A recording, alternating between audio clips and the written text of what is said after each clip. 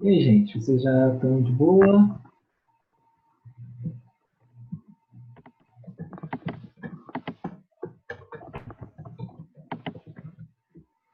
É só ver aqui. Cadê? Fabiana.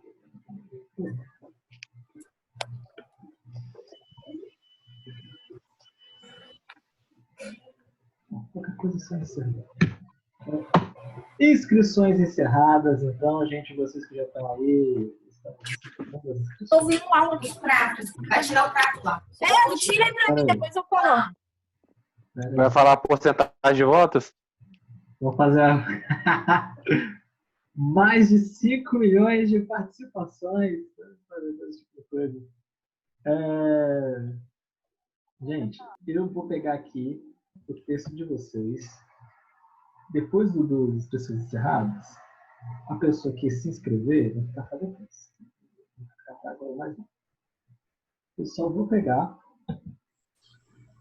eu vou fazer aqui e eu já vou jogar aqui no chat para vocês acompanharem o que eu estou fazendo, né? Então, no chat, eu estou mandando uma mensagem que é o nome do grupo que eu estou sorteando de fato. Eu mandei você bater com banana. Pessoal, o negócio estava um pouco estragado. Deu um mute aí. Gente, então o que acontece? Está aí no chat o número dos grupos. Eu vou sortear nessa ordem que está aí. Então, o grupo 1 vai ser sorteado primeiro, grupo 2, 3, aí vai. Qualquer modificação, qualquer inclusão, depois a gente vê a posteriori lá no grupo direto. Já não vou fazer mais aqui pelo chat. Então, grupo 1, Christian, Yuri, Nicole, Samara e Jonathan. E eu tenho que fazer o seguinte também, né? Eu estou fazendo isso com vocês, mas eu preciso atualizar no Google Docs, em algum lugar, né? Porque senão como que eu vou saber qual é a tela de vocês depois? Eu vou anotar isso no bloco de notas por enquanto. Deixa eu ficar aqui. Eu vou colocar no bloco de notas, peraí. Para eu poder anotar. E depois eu faço um arquivo, jogo no grupo. Já não vou mais fazer lá no portal, né? Que já não faz mais sentido.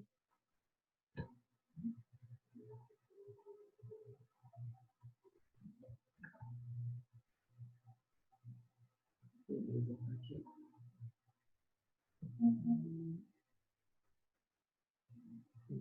Vou para cá, vou para cá. Vocês estão levando. Vocês estão conseguindo enxergar aí? Gente, aqui ó, um potinho de frutas secas. Botei todos os papéis aqui dentro. E vou fazer o sorteio. Grupo 1, então, Christian, Yuri, Nicole, Samara. Vou pegar aqui um papelzinho aleatório. Eu vou abrir para vocês. Eu não sei se eu vou conseguir focar na câmera. Mas tá aqui, ó. Não dá pra ver nada. Não dá pra ver nada. Não dá pra ver nada. É isso que eu tô esperando. É o H que tá aí? É o H. Então deu certo. Então, grupo 1, H. Então, qual é o tema H? Preciso de um assistente. Yuri, você foi o primeiro a falar, você precisa de um assistente. O H é motor de passo, aspectos construtivos. Motor de passo, então, aspectos construtivos para o grupo 1. Grupo 2, então, Estênio, Camola, Marcos Santos e José Vitor. Aqui, ó. Olha aí, sacudinho do potinho. Vamos pegar. Vamos abrir. Nossa, peraí que entrou uma tela do nada aqui na frente do computador. Dá para ver aqui, é um L. Um L muito bem feito, não vou criticar meu L. Então, grupo 2, Estênio Camola, Marcos Santos, José Vitor, L. Qual que é o L? Yuri? Motores universais, acionamento e aplicações. Ah, maravilha. Aqui então, mais uma vez. Grupo 3, então, Bruno, Gabriel, Aleph e Rafael. Né? Vamos lá, então. É um K. É um K. Qual é o K pra gente? Motores universais, aspectos construtivos. Tá, então, o grupo 3 é o K. Tá ficando registrado pra gente e depois eu vou... O arquivo, o bloco de notas com a letra de cada um, eu vou jogar de volta no grupo do WhatsApp depois. Mas aí, grupo 4, então, Ana, Diego, José Carlos, Rafael, é um F. É um F. F é o quê? Servomotores, aspectos construtivos. Está saindo muito aspecto construtivo, né? Fala assim aqui de novo. Grupo 5, então, Vitor Foreste, Gabriela, Thales, Thalita e Betina, é um B. Que é? Máquinas de indução monofásicas, aspectos construtivos. Os Tem muito aspectos aspecto construtivo Tem aí. muito aspecto construtivo saindo, né, gente? Grupo é um B. Não, peraí. É o B é o da Betina. Antes da Betina saiu o que mesmo? Eu esqueci. Peraí, só dando uma conferida nos meus votos, porque eu esqueci de anotar aqui direitinho. K, K, L, F. F, tá aqui já achei. Então agora, né? O Bruno Giacomin, Erinivaldo, Flávio, Kenneth, Marconi. Saiu um N. N de navio? Não, de não sei o que. Fala aí pra gente o que é um N. Motores lineares, acionamento e aplicações. Aí, saiu algum acionamento de aplicação também. Sacudindo então, grupo 7, Adriele, Enio, Matheus e Luiz Neto. Saiu aqui, nós vemos um A. Né? Então, Adriele. Letra A? Letra A. Máquinas síncronas de ímã permanente, aspectos construtivos. Aí, então, grupo 8, Celiane, Lucas e Wender. Né? Saiu um G. Servomotores, acionamento e aplicações. Grupo 9, Felipe Montemor, Luiz Felipe, Renato, Merilanda, Guilherme.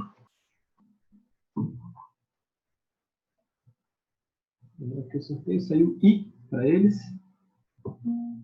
Máquinas síncronas de ímã permanente, acionamento. Então, grupo 10, Alessandro, José Vitor Pereira, Otávio e Luiz Gustavo. Né? Balancei aqui. Tem que sair para a gente um J.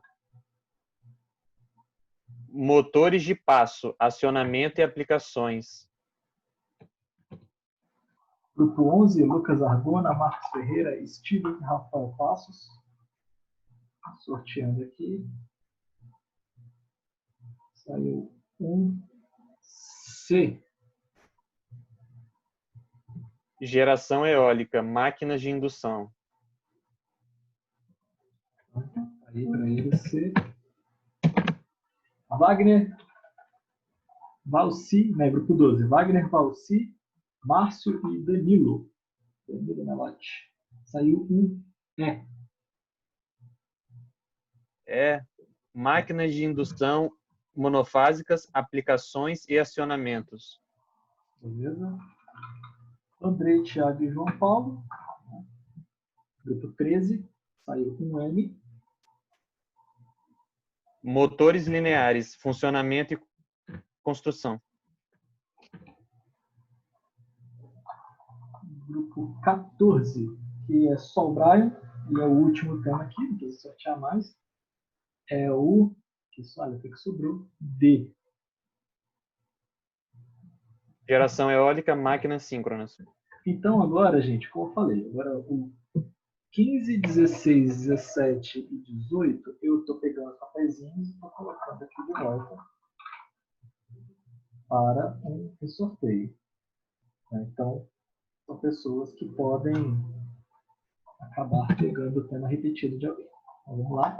Primeiro é o 15, é o Alexandre. E esse saiu aqui o N para ele, o Alexandre. Motores lineares, acionamento e aplicações. A Fabiana, que houve uma conversa sobre entrar no grupo ou não, mas eu não terminei de ver antes de encerrar as inscrições. Se ela for entrar no grupo, ela avisa depois. A gente vai ver, né? Aí a gente resolve. Mas por enquanto é um H para Fabiana. Motores de passo, aspectos construtivos. Aí nós temos o 17, que é o Rodrigo.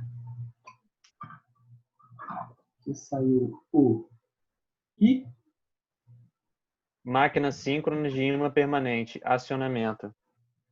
E por último, o 18, o Eleonai, André e Felipe, que saiu aqui o J. Motores de passo, acionamento e aplicações. Beleza, gente. São esses os primeiros sorteados. Agora, o restante está aqui no pote ainda. A gente sorteia novamente caso alguém precise. Sabendo que eu vou tirar, né, a partir do 15 eu vou tirar o que você tem que tirar. Salvar aqui no arquivo.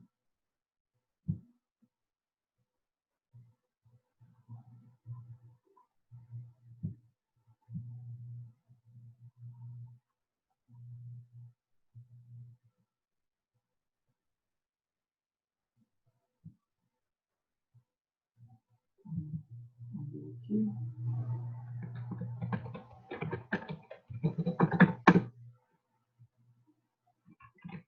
Vou fechar isso por enquanto. Vou jogar aqui no chat, já fica tentando conversa. Do jeito que saiu para mim, já não sei para vocês.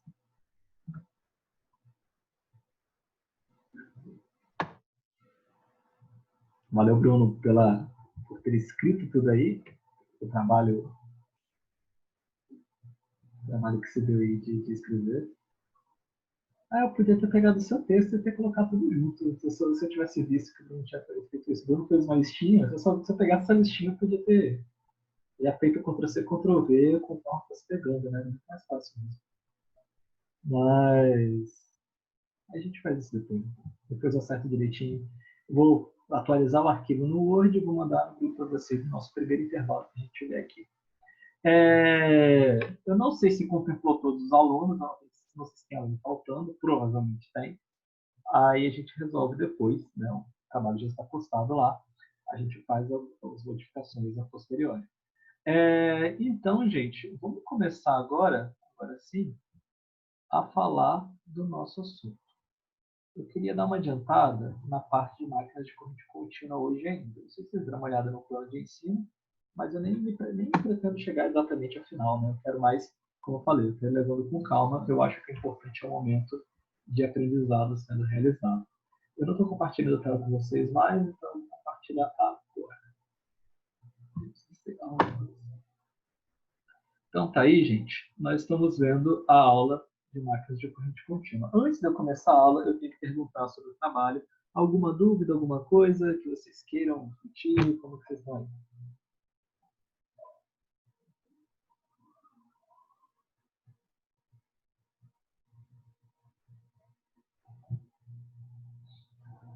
Nenhum problema? Então, gente, pode falar. A questão do trabalho foi triste, hein? Qual? Porque a questão? A primeira live, porque eu não tô com o trabalho aqui agora. Deixa eu ver aqui se eu... Vocês querem falar um pouquinho do trabalho? Do trabalho que eu passei. Não era isso que você tá falando? Era sobre o trabalho de agora. Corrige com o coração, hein? Era sobre o trabalho de agora, mas se vocês quiserem... Não, trabalho... Tá, deixa eu falar uma coisa da questão que vocês ficaram se embolando. Deixa eu aproveitar para falar isso. Gente, a questão que era... Você tinha a partida do motor e você tinha que limitar, não é isso? É isso, não era? Isso. Eu queria comentar uma coisa para vocês. Eu mandei um áudio e vocês acho que não pegaram isso. Vocês estão conseguindo enxergar aqui a curva? Então, né? Curva. Eu sei o que está acontecendo na minha máquina a cada instante, porque eu sei o que dela? O escorregamento a cada instante. Então, eu fiz um risco aqui, eu fiz meio mal feito, então eu sei a posição do torque pelo escorregamento. Então, eu sei o que acontece com o meu torque ao longo do tempo por causa do escorregamento, não é isso? Então, eu não preciso trabalhar só em cima do torque. Eu posso trabalhar com a posição do escorregamento em relação a esse torque.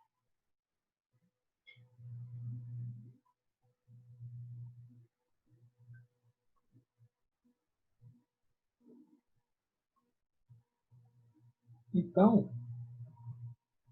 eu posso fazer isso aqui, olha. Deixa eu ver aqui debaixo.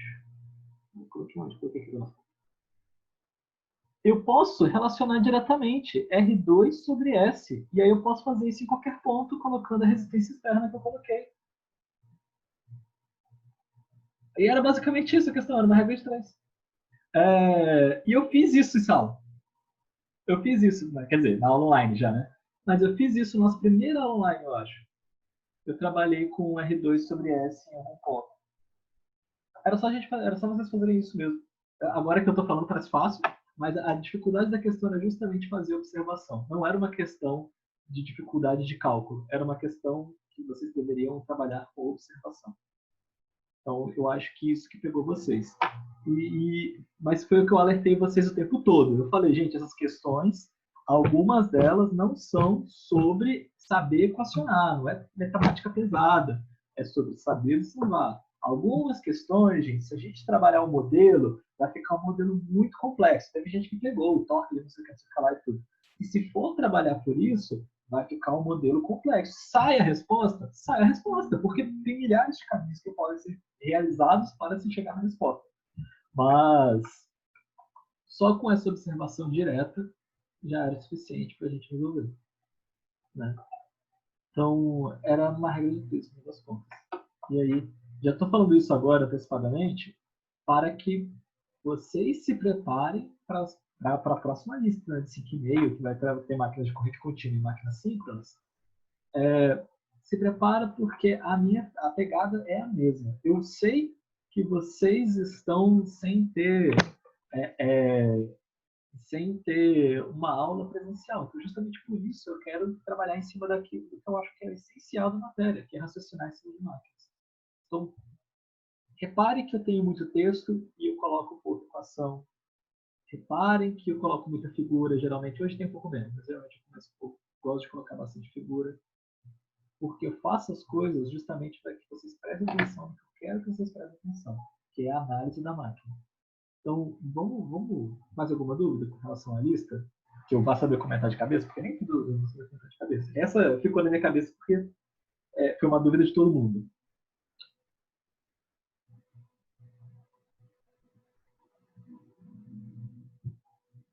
Vamos, então, começar a aula. Qualquer dúvida, no final a gente fala.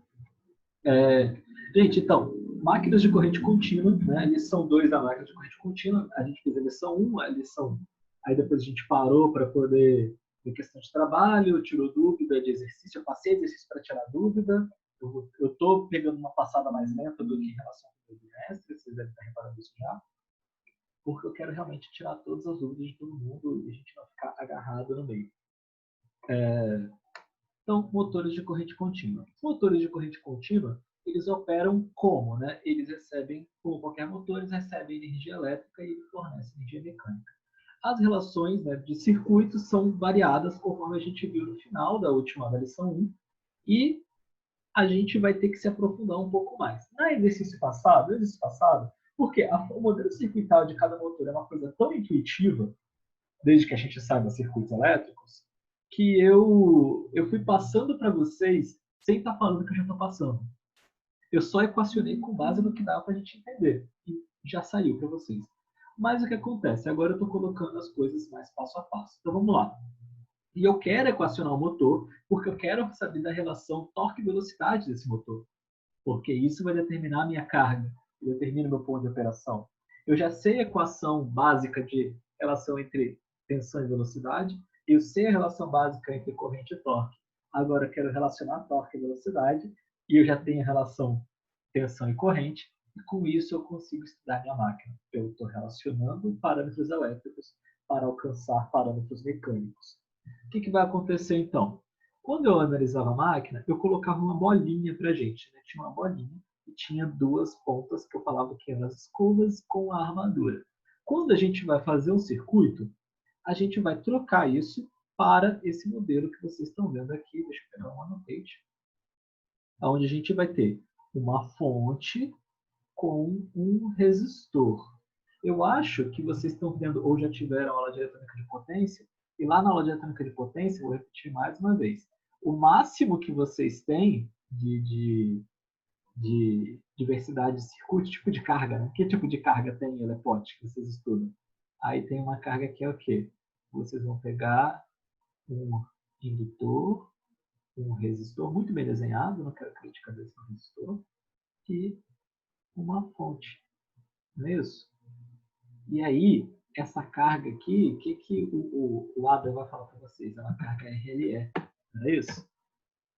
Quem está fazendo elepote aí? Não é isso que o Adam fala? Gente, por que a gente estuda RLE?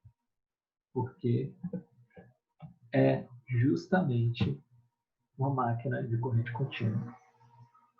Então, motor de corrente contínua é uma carga RE, ou RLE, dependendo do caso. Então, a gente vai substituir, quando a gente está fazendo a nossa conta, a gente vai substituir a armadura por uma fonte e um resistor. Às vezes, eu vou substituir isso mostrando no desenho, às vezes eu vou só colocar a resistência de armadura para fora, às vezes eu vou apagar a armadura e redesenhar ela como resistor e fonte. Eu preciso que vocês saibam que todas as vezes que eu estiver fazendo isso, eu estou fazendo a mesma coisa. É o mesmo circuito, só posso representar de uma forma, de outra e de outra. Às vezes elas vão conviver. Às vezes essas diversas representações vão conviver. Nós chegamos numa área que não é regra NBR 5410 de representação. Então a gente pode encontrar diferentes formas de se representar máquinas de corrente contínua. Então, se vocês verem fonte, resistor, se vocês verem só a bolinha da armadura com o resistor, com o RA do lado de fora, se vocês verem tudo é só a bolinha e falar que ainda tem uma resistência lá dentro, todas essas formas são válidas para se representar uma máquina de corrente contínua, a armadura de uma máquina de corrente contínua dentro do circuito. E quando a gente está falando de motor, a gente está falando que a gente vai ter uma carga e a gente vai ter que alimentar essa máquina para que ele acione uma carga específica, uma carga que tem peso, uma carga que exige um torque. Então a gente vai relacionar o torque do motor com o torque de carga sempre dessa forma. Se a gente vai acelerar a carga, aí vamos esperar aqui de novo. Se a gente vai acelerar a carga, se a nossa carga está estável primeiro, eu vou ter essa primeira relação aqui. O torque motor é igual ao torque da carga. Se a gente está variando a carga, então a gente vai ter ou um processo de variação de velocidade para cima, maior que zero, ou a gente vai ter uma variação de velocidade para baixo, menor que zero. Ou seja, ou a máquina, se a gente variou a carga, a máquina vai acelerar ou desacelerar. Se eu pegar a derivada da velocidade vezes J, e J aqui vai ser o momento de inércia da minha máquina, que vai depender das características mecânicas da máquina, eu vou ter, né, o meu torque motor em relação ao torque da carga. E aí o que acontece então? Significa que eu estou atrelando uma aceleração da máquina, e olha só como que é cuidadoso isso. A carga acelera, provoca um aumento do torque ou uma diminuição do torque. Vai provocar uma variação do torque. O meu torque motor vai ter que corresponder a isso. E o meu torque motor, ele vai responder e, consequentemente, ele vai variar a velocidade do meu eixo. Então, eu tenho uma relação entre torque e velocidade da carga com torque e velocidade do meu eixo. A relação entre velocidade e torque para diferentes motores, né, ele vai estar apresentado aqui nessa figura. Então, aqui nós vamos ter, reparem bem, conforme a gente aumenta a carga, deixa eu botar uma setinha para no lugar, conforme a gente aumenta a carga, né, a gente aumenta a carga, aumenta o torque, o que acontece com a velocidade dos diferentes motores? Então, a gente vai pegar aqui excitação independente, né? O que vai acontecer? A tendência da velocidade é cair com uma determinada taxa. Quando a gente tem, né, um composto diferencial, e a gente vai ver lá o shunt longo, né, e o shunt curto, né, a gente vai ter um crescimento. Quando a gente tem um composto cumulativo, vai ter um decrescimento também, maior do que da máquina instalada separadamente. E quando a gente tem um motor série, é isso que eu queria destacar aqui, olha o que acontece com a máquina. Isso porque o aumento da carga significa variação da corrente, né? Significa variação da tensão. No caso de motor série, se você variou a corrente, você está variando diretamente, com um impacto muito maior, a tensão da armadura. Consequentemente, a queda da relação entre velocidade e torque é muito maior numa máquina séria. Então, aonde que eu quero chegar com tudo isso? Eu quero que vocês pensem depois, né, direitinho. Eu expliquei aqui agora, acabei de explicar. Mas qual que é a causa da diferença? Vocês vão olhar lá no circuito e vão ver o que acontece com a tensão de armadura em cada uma das situações. E aí nós vamos ter motores shunt e estação independente. Eu vou trabalhar hoje motor shunt e estação independente e motor série. E a gente vai parar, vai fazer exercício com calma, né? Eu quero realmente trabalhar isso tranquilamente com vocês. Eu quero que todo mundo saia daqui entendendo. Porque aí, semana que vem, a gente vai trabalhar controle de velocidade, depois na outra aula gerador e acabou. E acabou o motor de corrente contínua, a gente vai entrar em máquinas síncronas, que eu vou fazer uma aula só de máquinas síncronas. É só alguns aspectos que eu quero comentar, uma ou duas aulas no máximo. São só alguns aspectos de máquinas síncronas que eu quero comentar. Então, é onde eu estou focando onde eu quero que vocês realmente se dediquem mais. O que acontece, então? No meu motor shunt, né, nós vamos ter a seguinte estrutura. Nós temos aqui a alimentação, já mostrei isso para vocês. Nós temos a resistência de armadura, nós temos um reostato, nós temos um enrolamento de armadura, e eu representei aqui, né, uma resistência, né, do enrolamento shunt separadamente. Se eu quero, no motor de corrente, no motor shunt, se fosse estação independente, qual que é a diferença? Ao invés dessa conexão ser realizada na mesma fonte do motor shunt, seria realizada numa fonte independente. Então, eu teria a armadura alimentada por uma fonte e, né, a alimentação do meu campo por outra fonte. No caso do motor shunt, a alimentação é conjunta. O impacto disso não é reparado. Então, aqui em cima, quando eu coloquei para a gente a estação independente, eu já estava falando do motor shunt junto. Né? Os dois são comparativamente iguais. No caso do motor de estação independente e do motor shunt, então, a gente pode realizar o controle de velocidade dele por meio de quem? Por meio do meu reostato. Então, essa figura aqui, a figura do reostato, né, é o que vai representar, né, o meu controle de velocidade. As equações de governança ou de governo dessa máquina, dessas duas máquinas, estão aqui. Então, eu tenho a tensão de alimentação, a tensão nos terminais VT é igual a IARA, ou seja, corrente da armadura vezes a resistência da armadura, mais EA, que é a tensão em cima da armadura. A minha corrente nos terminais é o IA mais IF, field, que é a corrente de campo.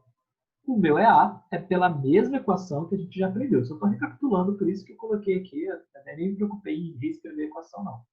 Então, eu vou ter o meu EA é igual VT, minha tensão terminal, menos IARA. Lá em gerador vai ser o contrário. Então, cuidado com isso. A corrente da armadura e a velocidade do motor dependem, então, da carga mecânica acoplada ao eixo. Né? Se a gente variar a carga, como a gente viu, eu variar o meu torque, eu vario a minha velocidade. Se varia a minha velocidade, eu vario, né, a minha tensão de armadura. Então, eu vou ter essa codependência das minhas estruturas. Quem que limita essa dependência, na verdade? Eu estou comentando aqui como várias coisas, só que a gente sempre vai lembrar de um parâmetro, que é o que regula tudo, que é a potência. O meu limite de potência é o que me controla tudo, né? Potência, meu torque e velocidade. Então, eu não consigo, eu perco meu motor se o meu torque e velocidade já não estão mais correspondendo à potência, significa que eu já perdi a minha máquina. E aí, eu quero que vocês tentem fazer o exemplo 4.6 do 100. Então, eu vou abrir aqui o exemplo 4.6. Deixa eu pegar aqui. Professor, rapidinho. Pode falar. Esse IF aí é o que mesmo que você tinha falado? É a corrente no campo. Peraí que eu vou mostrar para vocês. Deixa eu só reabrir aqui. Ele está aqui, olha só.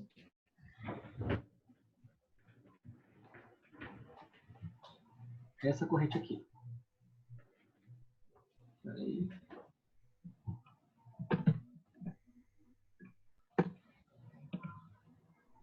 Essa corrente aqui. Vai conseguir enxergar? Ok. Beleza? No PC100, a gente vai ver...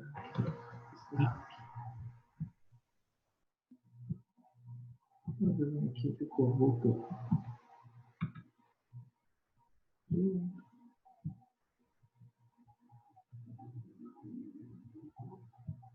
Lá no PC100, a gente vai ter...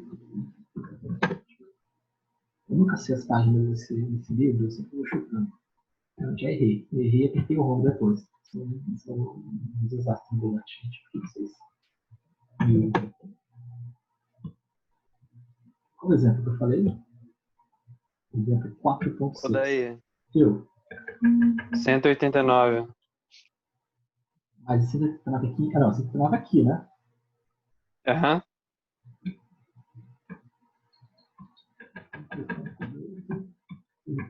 Aqui? Não, 189 é ali no PDF, escrito ali, ó. No lugar do 208, você bota 189.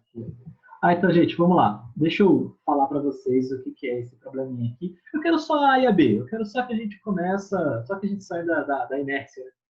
Aí, o que acontece? A gente vai ter uma máquina DC, né? E ela tem as seguintes características. Eu estou operando como motor shunt. Ela tem 12 kW. Repara que agora não é mais VA que eu estou trabalhando. Por que não é VA? Por que eu não trabalho mais em VA, gente?